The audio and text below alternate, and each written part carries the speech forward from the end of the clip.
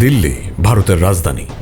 এই শহরেই একটি অজ্ঞাত ঠিকানায় কঠোর নিরাপত্তার ভেতর অবস্থান করছেন বাংলাদেশের ক্ষমতাচ্যুত সাবেক প্রধানমন্ত্রী শেখ হাসিনা। 2024 সালের 5 আগস্ট গণ অভ্যুত্থানের পর দেশ ছেড়ে ভারতে আশ্রয় নেন তিনি। তারপর কেটে গেছে কয়েক মাস, কিন্তু শেখ হাসিনাকে এখনও প্রকাশ্যে দেখা যায়নি। এই নীরবতার মধ্যেই সামনে এসেছে নতুন তথ্য। প্রথম আলোর অনুসন্ধানে জানা গেছে, সম্প্রতি দিল্লিতে শেখ হাসিনার সঙ্গে সাক্ষাৎ করেছেন যুক্তরাজ্য আওয়ামী লীগের শীর্ষ নেতারা।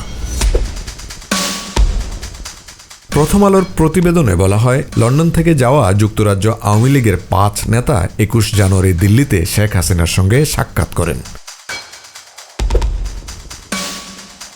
এই প্রতিনিধি দলে ছিলেন যুক্তরাজ্য আওয়ামী লীগের সভাপতি জালালউদ্দিন, সাধারণ সম্পাদক সৈয়দ সাজিদুর রহমান ফারুক, যুগ্ম সাধারণ সম্পাদক ও সিলেট সিটি কর্পোরেশনের সাবেক মেয়র আনোয়ারুজ্জামান চৌধুরী, সাংগঠনিক সম্পাদক আহাদ চৌধুরী এবং যুক্তরাজ্য যুবলীগের যুগ্ম সাধারণ সম্পাদক জামাল খান।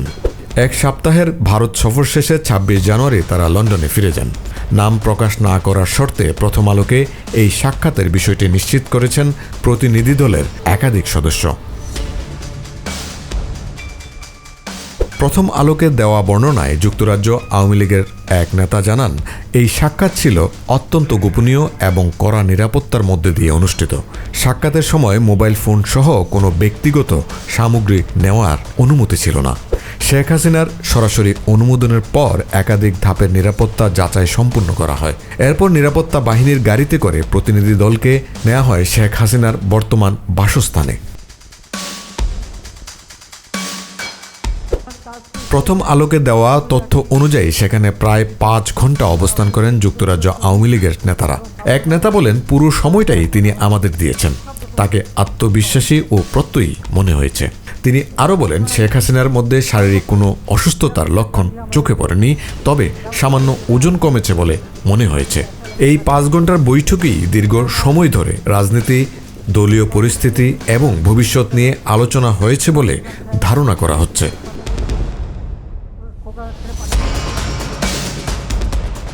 প্রথম আলো ও আনন্দবাজার পত্রিকার প্রতিবেদনে উঠে এসেছে শেখ হাসিনার বর্তমান বাসস্থানের বিবরণ।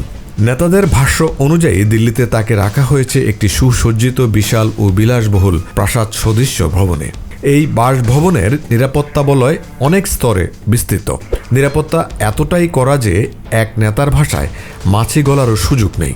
বাসস্থানে শেখ হাসিনাকে সহায়তা ও সেবার জন্য একাধিক কর্মচারী নিয়োজিত রয়েছেন। প্রথম আলো জানায়, শেখ হাসিনার ছোট বোন শেখ রেহানা নিয়মিত বিরতিতে লন্ডন থেকে দিল্লিতে এসে কিছুদিন তার সঙ্গে অবস্থান করেন।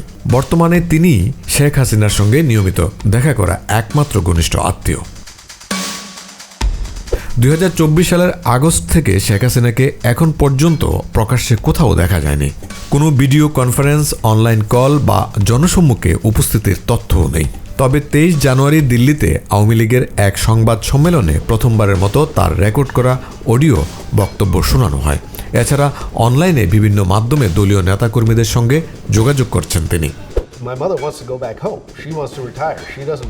কাতার ভিত্তিক সংবাদ মাধ্যম আল জাজিরাকে দেয়া এক সাক্ষাৎকারে শেখ হাসিনার ছেলে সজীব ওয়াজেদ জয়েব জানান, তার মা ইতিমধ্যে রাজনীতি থেকে সরে যাওয়ার পরিকল্পনা করছেন।